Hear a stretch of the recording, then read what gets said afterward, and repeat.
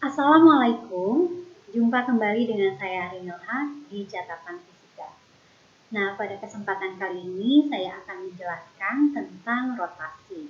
Rotasi sendiri merupakan gerak yang memiliki lintasan melingkar. Biasanya sering kita sebut sebagai gerak melingkar atau gerak rotasi.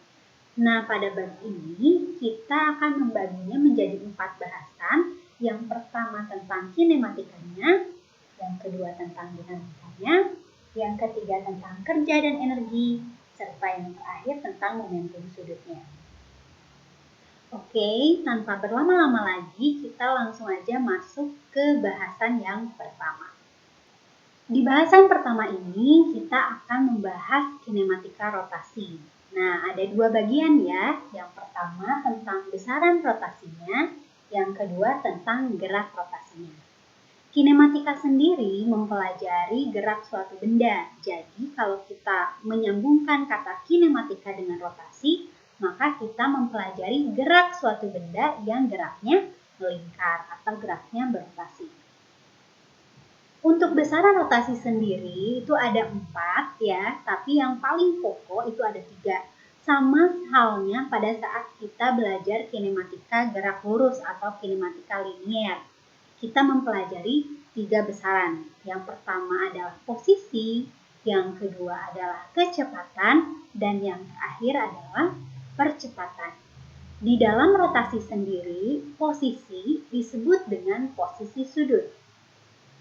Kecepatan disebut dengan kecepatan sudut, dan percepatan disebut dengan percepatan sudut. Nah, ada sedikit perbedaan ya. Jadi di sini ditambahkan dari kata besarannya dengan akhiran sudut. Begitupun dengan lambang dan satuannya. Untuk lebih jelasnya, kita akan lihat di tabel berikut. Nah, di tabel ini kita bisa lihat untuk besaran posisi, pada gerak lurus atau linier kita sebut sebagai S atau perpindahan atau jarak dalam satuan meter. Sedangkan di dalam gerak rotasi, posisi adalah posisi sudut, yaitu dilambangkan dengan theta dan satuan radian. Untuk kecepatan di dalam linier kita mengenal V atau dalam satuan meter per second. Sedangkan di dalam rotasi sendiri ada kecepatan sudut yang simbolnya omega dan satuannya radian per second. Yang terakhir ada percepatan. Di dalam gerak linier dilambangkan dengan huruf A kecil dengan satuan meter per second kuadrat. Sedangkan di dalam gerak rotasi kita memiliki lambang percepatan sudut sebagai alfa yang satuannya radian per second kuadrat. Nah, hubungan antara besaran-besaran linier dan rotasi itu dihubungkan dengan R ya, atau jari-jarinya. Kita bisa lihat di kolom keempat, itu ada hubungan antara besaran linier dan besaran rotasi, di mana posisi linier S itu sama dengan theta dikali R. Kecepatan linier merupakan V sama dengan omega kali R. Dan percepatan linier A itu sama dengan alfa dikali R. Jadi, saat kita belajar kinematika rotasi, tentu kita harus menguasai dulu kinematika liniernya. Sebelum kita lanjut ke materi yang berikutnya, saya akan jelaskan dulu masing-masing besaran. Nah, di sini ada posisi dan perpindahan sudut, itu yang pertama ya. Gerak melingkar sendiri itu merupakan gerak yang setiap partikelnya memiliki lintasan lingkaran. Maka perpindahan sudutnya itu pada setiap partikel akan mengalami perpindahan sudut yang sama. Di sini saya ada contoh. Nah, gerakan melingkar itu seperti ini ya. Jadi kita lihat dulu gerak roda sepedanya. Jadi kalau saya putar, nah bisa terlihat ya di sini ada titik warna hitam. Titik warna hitam ini kalau saya putar satu putaran penuh, dia akan membentuk lintasan lingkaran. Berlaku juga untuk semua titik di roda sepeda ini. Oleh karena itu, nah perpindahan sudut kalau kita lihat ada yang namanya garis referensi. Ini titik referensinya, dan kalau kita naik ke atas berlawanan arah jarum jam berarti perpindahan sudutnya positif. Jika kita turun ke bawah perputarannya searah jarum jam, maka posisi atau perpindahan sudutnya negatif. Nah, satu putaran sendiri itu sama dengan 360 derajat atau sama dengan 2π radian. Karena kita tahu bahwa π itu tetapan, nilainya 3,14, maka 1 radian itu sama dengan 360 derajat dibagi 2π atau dibagi 6,28. Hasilnya sekitar 57,3 derajat. Radian sendiri bukan merupakan satuan yang memiliki dimensi ya. Jadi radian itu tidak punya dimensi, sehingga jika dikalikan sesuatu maka radian itu bisa hilang. Misalnya radian per second kuadrat dikali meter sama dengan meter per second kuadrat. Seperti yang kita dapatkan dalam percepatan sentripetal ya, satuan radian hilang. Nah, radian ini menandakan bahwa dia bergerak dalam lintasan melingkar atau gerakannya gerakan melingkar. Berikutnya kita akan belajar tentang kecepatan sudut. Nah, kecepatan sudut ini memiliki dua jenis. Yang pertama ada kecepatan sudut rata-rata dan ada kecepatan sudut sesaat atau fungsi waktu.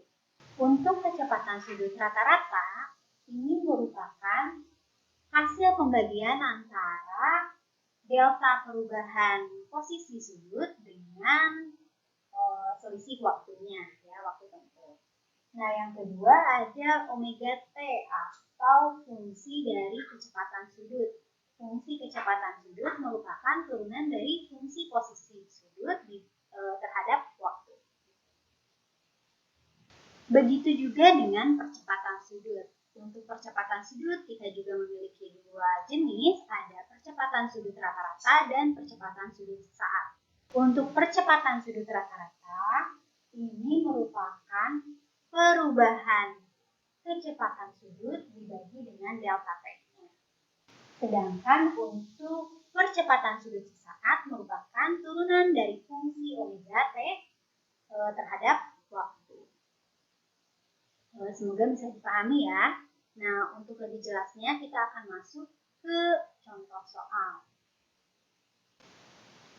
Nah, berikut ada contoh soal mengenai kecepatan sudut gasing. Sebuah gasing berputar 20 rpm atau putaran per menit, berlawanan arah jarum jam. Hitunglah kecepatan angular gasing tersebut. Maka di sini kita harus mengubah 20 rpm menjadi radian per second, karena kita cari kecepatan sudut gasing ya. Ada keterangan di dalam soal bahwa geraknya berlawanan arah jarum jam. Karena dia berlawanan arah jarum jam, maka nilai omeganya positif, gitu ya. Oke, jadi kita bisa tuliskan sebentar. Oke, untuk soal yang barusan kita punya frekuensinya sama dengan 20 rpm putaran per menit ya. Untuk kita ditanya berapakah omeganya, omega sama dengan satu putaran itu adalah 2π radian. Berarti 2π radian, karena dia 20 putaran maka dikali 20 putaran per menit gitu ya, per menit. Sedangkan kita ingin omeganya dalam radian per second, maka kita tuliskan 20 dikali 2π radian, menitnya kita ubah jadi second atau detik, maka kita dapatkan 1 menit itu sama dengan 60 detik. Kalau ditulis begini ya, jadi 20 dikali 2π radian dibagi 60 detik. Hasilnya sekitar 4/6 ya, 4/6 berarti radian per second. Atau kalau kita tuliskan dalam desimal, 4 dikali 3,14 dibagi 6 sekitar 2,09 radian per second. Jadi boleh tulis dalam second, boleh ditulis dalam detik. Ini tulisannya agak miring-miring ya, maklum saja. Soal berikutnya mengenai fungsi posisi sudut. Nah, di sini diketahui sebuah benda bergerak melingkar dengan fungsi posisi sudut sebagai berikut. Theta T sama dengan 0,5 T kuadrat ditambah 2T dikurang 4 radian. Hitunglah kecepatan sudut dan percepatan sudutnya pada detik ke-10. Oke, kita bisa lihat di sini. Diketahui theta T, theta fungsi T sama dengan 0,5 T kuadrat, kurang terlihat ya, 0,5 T kuadrat ditambah 2T min 4 ditambah 2T minus 4 radian. Jauh sekali ya tulisnya. Oke, kita mau ditanya yang diketahui di data ya. Ini data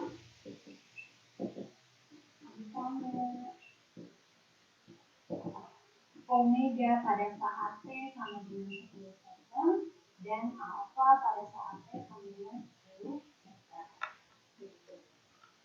Yang ditanyakan ya. Fungsi dari kecepatan sudut sama dengan turunan dari fungsi posisi sudut terhadap T. Maka turunan dari fungsi yang di atas ini kita tuliskan sebagai 1. Kayak gitu ya. Jadi saya nggak lagi ya 2 kali 5 itu 1 dikali T ditambah 2. Nah, pertanyaan yang pertama, berapakah omega T pada saat 10 second? Kita tahu bahwa fungsi dari kecepatan sudut atau omega itu sama dengan turunan dari fungsi posisi sudut terhadap waktu. Maka kita akan tuliskan omega T sama dengan d theta T per dt gitu ya. Turunkan fungsi theta T yang di atas ini. Kalau kita turunkan 0,5 T kuadrat itu sama dengan 1 T. Angka 1 yang boleh kita tidak tulis. Dan turunan dari 2T itu sama dengan 2. Turunan dari negatif 4 itu sama dengan 0. Jadi tidak tulis. Untuk T sama dengan 10, maka omega 10 gitu. Ini sama dengan 10 ditambah 2 dengan 12 radian per second. Untuk yang pertanyaan kedua, alpha T itu sama dengan turunan dari fungsi kecepatan sudut terhadap waktu. Maka turunan dari fungsi omega T yang ini hasilnya adalah 1 ya, konstan karena T-nya angkat 1. Juga alpha T juga konstan sama dengan 1 radian per second kuadrat. Mau di detik keberapapun karena percepatannya konstan, maka nilainya akan tetap dinilai 1 radian per second kuadrat. Bahasan berikutnya mengenai gerak melingkar. Seperti halnya gerak lurus atau gerak linier, gerak melingkar juga memiliki 2 jenis. Yang pertama ada gerak melingkar beraturan dan yang kedua ada gerak melingkar berubah beraturan. Pada gerakan melingkar beraturan, syaratnya adalah omega atau kecepatan sudutnya konstan. Sedangkan pada GMBB, gerak melingkar berubah beraturan, maka di sini yang konstan adalah alfanya atau percepatan sudutnya. Maka fungsi posisi, fungsi kecepatan, dan fungsi percepatannya akan mengikuti persamaan-persamaan yang ada di gerak linier sebelumnya yang pernah kita pelajari. Pada GMB, kita bisa dapatkan fungsi posisi dari syarat omega sama dengan konstan.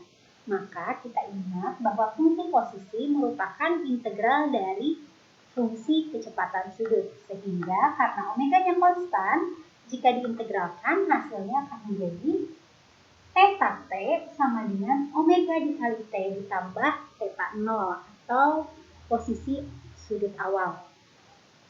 Sedangkan untuk GMBB atau gerak melingkar berubah beraturan, kita bisa mendapatkan persamaan atau fungsi dari posisi sudut dan kecepatan sudut dari syarat alfa atau percepatan sudut sama dengan konstan.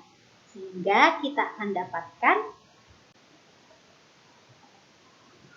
omega T sama dengan integral dari alfa dt. Integral alfa dt. Sehingga omega T sama dengan alfa T ditambah omega 0. Untuk fungsi posisinya, theta T sama dengan integral omega dt. Maka fungsi theta T akan sama dengan setengah alfa T kuadrat ditambah omega T ditambah theta 0. Jika kita melihat bentuknya, ini akan persis sama dengan gerakan GLB dan GLBB. Sehingga kita bisa lihat strukturnya untuk persamaan-persamaan ini dalam sebuah tabel. Nah, pada tabel berikut, ini persamaan gerak rotasi yang kita sandingkan dengan persamaan gerak translasi atau linier ya, atau gerak lurus. Di bagian paling kiri itu adalah fungsi-fungsi gerak rotasi. Bagian paling atas, baris paling atas itu untuk GMB, gerak melingkar beraturan, dan 3 baris terakhir itu merupakan fungsi dari GMBB atau gerak melingkar berubah beraturan. Nah, saat kita belajar gerak rotasi ini akan lebih mudah jika kita sudah menguasai GLB maupun GLBB, sehingga pada saat mengerjakan bagian rotasinya kita tinggal menyesuaikan persamaannya saja atau menyesuaikan variabelnya saja yang digunakan, tapi masih tetap sama posisi kecepatan dan percepatan. Untuk lebih memahami bagian ini, kita akan masuk ke contoh soal. Ini dia contoh soal untuk GMBB. Nomor 1, sebuah roda berputar dari keadaan diam dengan percepatan 2 radian per second kuadrat. Dan dalam 5 detik pertama, hitunglah A banyak putaran roda dan B kecepatan sudut roda. Ya, kita akan tuliskan dulu data-data yang kita miliki ya. Yang pertama ada roda berputar dari keadaan diam. Dari keadaan diam itu berarti omega 0-nya, gitu ya, omega pada saat T0 itu sama dengan 0 radian per second, karena keadaannya diam.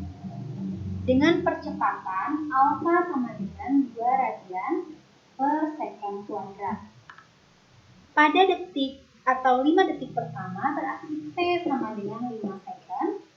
Hitunglah ditanya ya. A. Berapa banyak putaran roda? N putaran roda, boleh ya? N putaran roda. Yang B ditanyakan kecepatan sudut roda omega pada saat T5 second. Oke, untuk menjawab nomor 1 atau nomor A, kita akan mencari dulu berapa perpindahan sudutnya. Jadi cari dulu perpindahan sudutnya. Kita jawab A.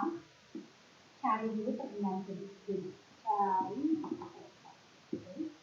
atau hitung theta. Maka theta sama dengan persamaannya kita ingat GMBB. Theta sama dengan theta 0 ditambah omega 0 kali T ditambah setengah alfa T kuadrat.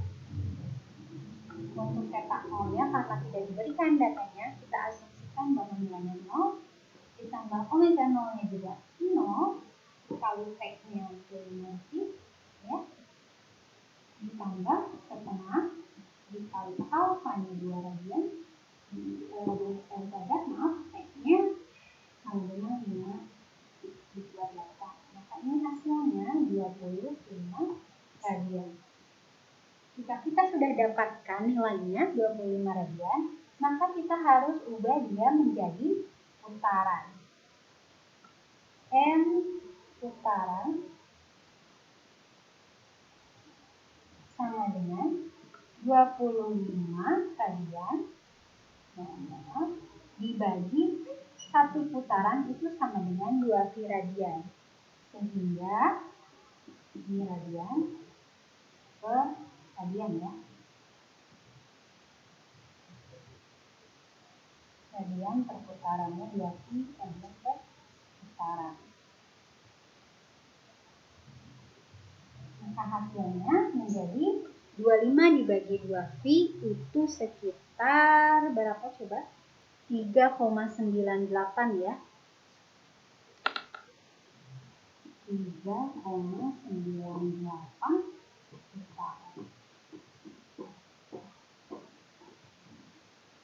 Nah, seperti itu. Sedangkan untuk menjawab soal nomor B ditanya omega T saat 5 second. Jadi omega saat 5 second itu pakai pakai GMBB lagi. Omega T sama dengan omega 0 ditambah alpha kali T. Ya, kita bisa lihat di tabel ya, mana yang lebih mudah cara mengambil persamaan yang mana nih yang harus digunakan. Ini yang paling mudah pakai persamaan ini ya. Omega T sama dengan omega 0 ditambah alpha kali T. Maka omega 0 ditambah 0, alpha 2 dan T 5. Hasilnya adalah 10 radian per second. Cukup mudah ya. Nah, untuk soal berikutnya ini agak sedikit lebih kompleks ya. Kita lihat di sini sebuah sepeda melambat beraturan dari V0 sama dengan 8,4 meter per second sampai berhenti dalam jarak 115 meter. Jika jari-jari roda 34 cm, hitunglah kecepatan sudut rodanya, jumlah total putarannya, percepatan sudut roda, dan waktu yang dibutuhkan hingga roda berhenti. Kita bisa tuliskan semua data yang diketahuinya di sini ya, di bagian data. Oke. Pertama yang diketahui dia V0-nya. V0 itu berarti kecepatan linier ya yang diketahui. Geraknya gerak melingkar, tapi yang diketahuinya kecepatan linier atau V0. V0 sama dengan 8,4 meter per second. Yang kedua, sampai berhenti, artinya PT itu sama dengan 0 meter per second karena dia berhenti.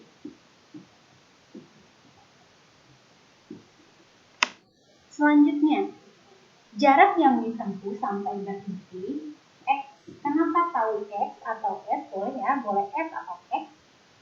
S sama dengan X bebas sama dengan 115 meter. Karena satuannya dalam meter, maka ini pasti besaran linear. Jari-jari roda 34 cm kita ubah menjadi meter supaya satuannya 0,34. Nah, yang pertama ini saya tanyakan dulu yang A dulu aja ya. Berapakah kecepatan sudut roda? Kecepatan sudut itu omega ya.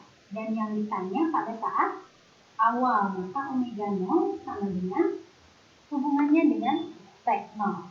Ingat, hubungan antara linear dengan rotasi itu adalah R ya. Dihubungkan dengan R, maka jika V0 sama dengan R kali omega 0, maka omega 0 sama dengan V0 dibagi R, atau 8,4 meter per second dibagi R-nya 0,34 meter. Maka ini besarnya 24,7 radian per second. Itu untuk yang soal pertama ya. Oke. Untuk menjawab pertanyaan nomor 2, ditanya berapakah banyaknya putaran roda sampai berhenti ya. N putaran ini akan berkorelasi dengan theta atau S ya. Boleh yang mana aja. Kalau dia diketahui theta, maka kita tinggal dibagi 2V, tapi kalau kita diketahui S, maka kita harus dibagi 2VR ya. Nah, ini kita ketahui S ya di sini. Yang kita tahu adalah jarak linearnya. Maka N putaran sama dengan S dibagi keliling lingkarannya, 2πr. Ini dapat diibaratkan jika kita memiliki pipa yang panjangnya 115 meter, kita lilitkan ke permukaan ban gitu ya, atau ke permukaan roda, maka akan mendapat berapa lilitan gitu ya. Berapa jumlah lilitan jika kita melilitkan 115 meter ke permukaan roda yang jari-jarinya 0,34. Maka caranya tinggal F atau jarak linearnya dibagi dengan keliling lingkaran.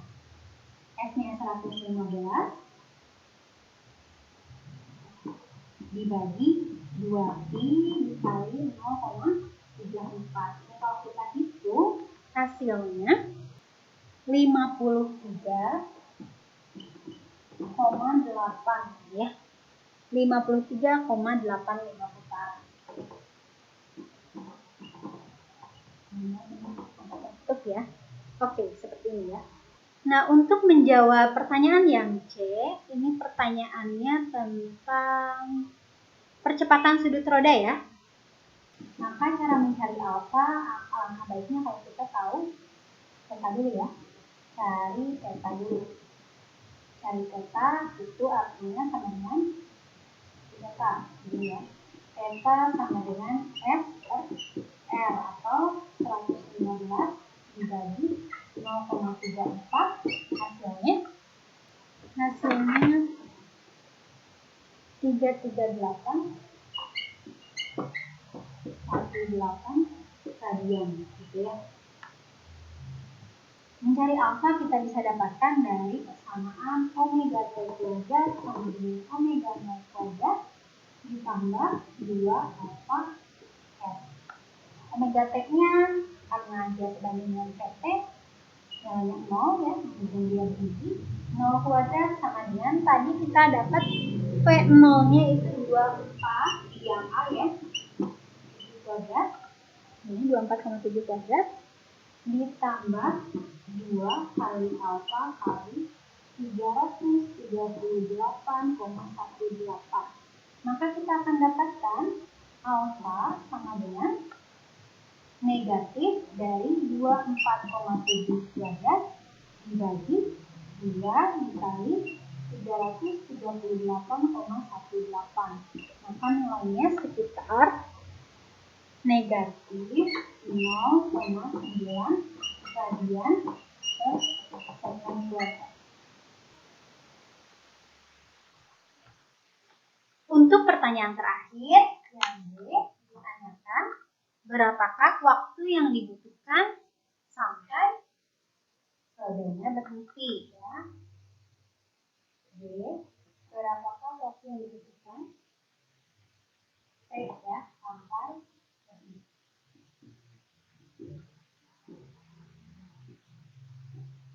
Kita bisa menggunakan omega T sama dengan omega 0 ditambah alfa kali omega T-nya berhenti, omega 0-nya tadi 27,4 ya. Oh, terbalik 24,7 ditambah negatif 0,9 bisa kita dapatkan sama dengan 24,7 dibagi 0,9 atau berkisar pada 27,4 detik.